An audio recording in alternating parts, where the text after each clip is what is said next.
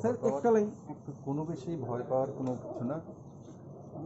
Black fungus হোক, corona হোক, প্রত্যেকটা বিষয়ে ত্রিপুরা সরকার আর ত্রিপুরার জনতা মোকাবেলা করতে সক্ষম। ত্রিপুরা হেলথ ডিপার্টমেন্ট মোকাবেলা করতে সক্ষম।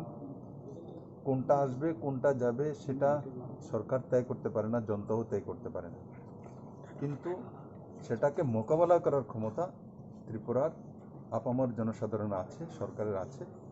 আমরা প্রথম যে ওয়েভ ছিল করোনা সেটাকেও পরাজিত করেছি, আর এবার সেকেন্ড ওয়েভ ওকে পরাজিত করব নিশ্চিত। আর যাই আসুক, যে ব্ল্যাক ফাঙ্গাস হোক আর অন্য কিছু যাই হোক, সবগুলোকে মোকাবেলা করার মতো ত্রিপুরা সরকারের কাছে, ত্রিপুরার জনতার কাছে সে বিশ্বাস আর সেই ব্যবস্থা রয়েছে।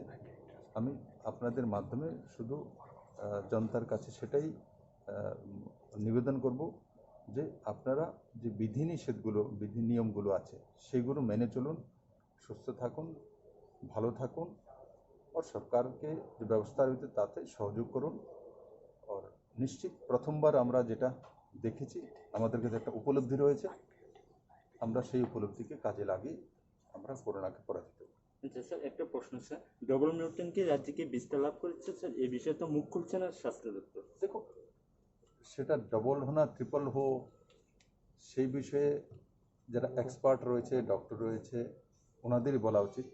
আমি না ডক্টর না এক্সপার্ট।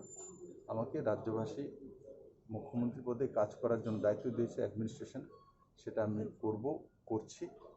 আর এই বিষয়ে যারা সায়েন্টিস্ট আছে, যারা ডক্টর আছে, স্পেশালিস্ট আছে, তাদেরকেই জিজ্ঞাসা করা ভালো।